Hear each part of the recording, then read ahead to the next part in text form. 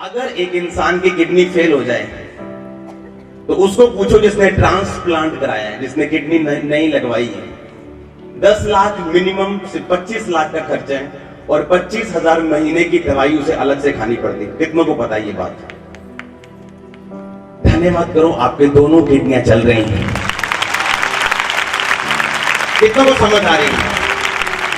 प्रभु यीशु मसीह ने एक बात बोली बाइबल में।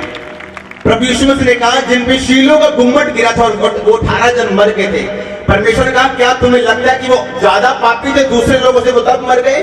क्या सदोम और गमोरा के लोग ज्यादा पापी तब मर गए? परमेश्वर का नहीं, अगर तुम भी मन ना फिराओगे तो इसी विधि से नाश किए जाओगे। उन लोगों ने बहुत ज्यादा गुनाह नहीं किए जिनकी किडनियां खराब है, पर थैंक्स करो, आपको 25 और 25 50 लाख की किडनियां आपके अंदर है और आपने कुछ भी पे नहीं किया परमेश्वर को। आज प्रॉब्लम कहां पे? अगर हार्ट खराब हो जाए तो उससे पूछो जिसकी बाईपास सर्जरी हुई। अगर लीवर खराब हो जाए तो उससे पूछो जिसने लीवर ट्रांसप्लांट करवाया। जिसकी आंखें नहीं है उसको आंखों का मतलब समझो। आप सही सलामत है, सिर के बालों से लेकर पैरों तक सभी अंग पूरे हैं आपके। प्रॉब्लम कहां पे? जब एक इंसान भूल जाता है कि परमेश्वर का अनदेखा हाथ उसकी जिंदगी पे। दाऊद ने तब ये याद नहीं किया, अच्छा मेरे पास अभी कार भी नहीं है, अच्छा रथ भी नहीं है, मेरे भाई तो राजा की सेना में काम करते हैं और मैं भेड़ बकरे को चराता हूं। उसने धन्यवाद किया, कहता उस परमेश्वर ने जो परमेश्वर शेर और भालू के पंजे से मुझे छुड़ाता आया, आज वो गोले के पंजे से मुझे छुड़ाएगा और उसे मेरे हाथ में करेगा। आज आपका दिन है यीशु मसीह के नाम में, सब आमीन। अगर परमेश्वर ने हमें दिया है तो उसका थैंक्स किया जाना चाहिए। अगर आप बाइबल में यीशु मसीह की जीवनी को पढ़े, जब भी वो परमेश्वर के सामने गए, उन्होंने कहा धन्यवाद पिता यीशु, धन्यवाद पिता परमेश्वर, तो सदा मेरी सुनता है। जब वो लाजर की कब्र के बाहर गए तो कहा पिता मैं तेरा धन्यवाद करता हूं, तो सदा मेरी सुनता है। लेकिन जब उसने रोटियों को तोड़ के रोटियों को बढ़ाया तो उसने धन्यवाद किया और रोटी को तोड़ा। सुबह उठो थैंक्स करो, शाम को सो थैंक्स करो, दोपहर को थैंक्स करो, क्योंकि जो आपकी जिंदगी में है वो थैंक्स करने के काबिल है। आमीन। अगर पहला दिन आप याद करो जब आप मसीह में आए थे और आज का दिन याद करो, जमीन आसमान का फर्क है। अगर ये फर्क पड़ चुका है तो बाकी पड़ेगा यीशु मसीह के नाम में। अगर परमेश्वर ने याद है हमारी अगुवाई की है, वो आगे भी अगुवाई करेंगे यीशु मसीह के नाम में। हम सांस लेते हैं, ऑक्सीजन लेते हैं, कितना बिल आता आपको ऑक्सीजन का? उस व्यक्ति से पूछो जिसको ऑक्सीजन का सिलेंडर लगा हुआ घर में, उससे पूछो एक सिलेंडर ऑक्सीजन की कीमत क्या है? वो बनाएगा 3,000, 5,000, 10,000 रोज लग रहा है और आप फ्री में ले रहे हो। और प्रॉब्लम कहां पे? हम वो देख रहे हैं जो हमें मिला नहीं। हमें वो चीज याद है जो हमें परमेश्वर ने अब तक दी नहीं, लेकिन हम वो भूल गए जो परमेश्वर ने हजारों हमें दी हुई। हम वो भूल गए जो परमेश्वर ने हमें दिया हुआ है। वो चीज खत्म कर दी जो परमेश्वर ने दिया हुआ, उसे भूल गए, अगली चीज के लिए परमेश्वर से मांगते जा रहे हैं। धन्यवाद करने वाला व्यक्ति परमेश्वर के कामों को देखेगा, बाइबल में लिखा हुआ। आपको क्या लगता है जिनकी किडनियां नहीं है वो लोग ज्यादा पापी थे और आप कम पापी थे? परमेश्वर ने आपको अपने पास बुलाया, आपके पास धन्यवाद करने के रीजंस हैं, कारण है आपके पास धन्यवाद करने। हर एक व्यक्ति के पास जो है, अगर आप उसके लिए धन्यवाद करते हैं, अगला आपके दरवाजे में होगा यीशु मसीह के नाम में। गिदोन को परमेश्वर ने कहा, गिदोन को ये नहीं कहा, गिदोन को कहा परमेश्वर ने तू मुझ पे विश्वास करता है, अब तुझे कोई जरूरत नहीं, अब जा और मेरा काम कर। गिदोन, परमेश्वर ने कहा अपने आप को अपने पास से डिस्कनेक्ट कर ताकि मैं तुझे जिता सकूं उस लड़ाई में।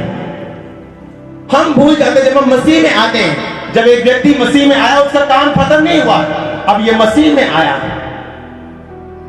जो मसीह में है वो क्या है? नई सृष्टि, पुरानी बातें अब ये नई सृष्टि है। पर अब इस नई सृष्टि को ये पहचानना है कि इसके जिंदगी में लड़ाइयां कौन कौन सी हैं जो शैतान इसकी जिंदगी में पैदा करने की कोशिश कर रहा है। गिदोन की लड़ाई क्या थी कि उसके पिता की वो सब मूर्तियां उसका पीछा कर रही थी, अगर उन्हें वो तोड़ता ना तो लड़ाई में कभी ना जीता, चाहे परमेश्वर गिदोन के साथ है। बाइबल में ये नहीं लिखा अपना उद्धार ग्रहण कर लो, लिखा अपने अपने उद्धार का कार्य पूरा करते जाओ। अब आप मसीह में आ चुके हैं, अब आप क्या देख रहे हैं? आपका पति जो शराब पी रहे हैं उसके पीछे एक श्राप है जो उसके बाप दादाओं से फॉलो करता आ रहा है। अगर आप अपनी लड़ाई को पहचान नहीं सकते, आप जीत नहीं सकते। अगर आपको पता ही नहीं आपकी लड़ाई है क्या, आप जीत नहीं सकते। कुछ बिजनेस इसीलिए फलवंत नहीं हो रहे कि आपके पास पैसा नहीं है। कुछ बिजनेस इसलिए फलवंत नहीं हो रहे कि वो आपका श्राप है जो शैतान आपकी जिंदगी में रखना चाहता है। और बाइबल कहती है अपने अपने उद्धार का कार्य पूरा करते जाओ। आमीन। आप एक अच्छे गवाह कैसे बन सकते हैं अगर हमारी जिंदगी के आसपास सारी चीजें टूटी हैं? ये कौन सी रोशनी है जो हमारे जीवन में नहीं हो रही और हम दूसरों को दे रहे हैं? शैतान नहीं चाहता हम अपनी जिंदगी में एक गवाही के साथ खड़े हैं।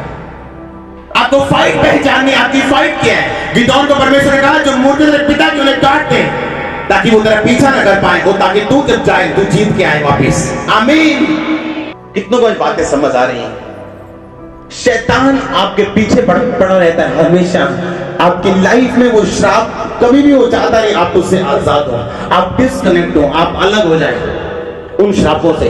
अगर आप अपनी लड़ाई को पहचानते नहीं, आप एक बार देखेंगे अपने बेटे को, अपनी बेटी को, वो नशों में, आप अगर उनसे बात करेंगे तो वो बहुत बढ़िया है, लड़का बहुत अच्छा है, लेकिन नशे में आप समझाओगे आपकी बात समझ जाएगा, लेकिन जैसे ही अपने घर से बाहर निकलेगा फिर नशा करना शुरू कर देगा। आपको पैसा किस लिए चाहिए? ऐश करने के लिए? किसके लिए? प्रभु की महिमा के लिए। मुझे किस लिए चाहिए? ऐश करने के लिए। भाई मैं कमाता था, ऐश कर सकता था, प्रभु मैं इसलिए आया हूं कि उससे काम कर सकूं। कितनों को समझ आ रही है? और शैतान को पता अगर आपके पास अब पैसा आ गया और मेरे पास आ गया, ये मुझे जलंधर से निकाल देंगे। और अब वो लोगों के दिल में क्या डालता है? अरे अमीर होना ये तो परमेश्वर की ओर से थोड़ी है, तुम तो शारीरिक हो। हमारा अमीर होना शैतान जानता है, उसकी पीठ पे ऐसा थप्पड़ मारेगा वो सदा के लिए क्रिपल हो जाएगा। वो जानता है कि अगर परमेश्वर के लोग ब्लेस हो गए तो ये मुझे छोड़ेंगे नहीं। परमेश्वर ने जिस बुलाहट से आपको बुलाया है, शैतान 100% कोशिश करेगा आपको डाउट में लेके जाने की, शक में लेके जाने की। आप जीत तब सकते हैं अगर आपका ध्यान परमेश्वर के वचनों की ओर है। आमीन। अगर आप विश्वास करते हैं कि परमेश्वर ने जिस वायदे से मुझे बुलाया है वो वायदा पूरा करेगा, उसमें की गई मेहनत कभी व्यर्थ नहीं जाती, उसमें किया गया परिश्रम कभी व्यर्थ नहीं जाता। विश्वास के साथ बाइबल में लिखा है अब्राहम ने आशीष पाई, विश्वास के साथ इसहाक ने आशीष पाई। God's time is the best time.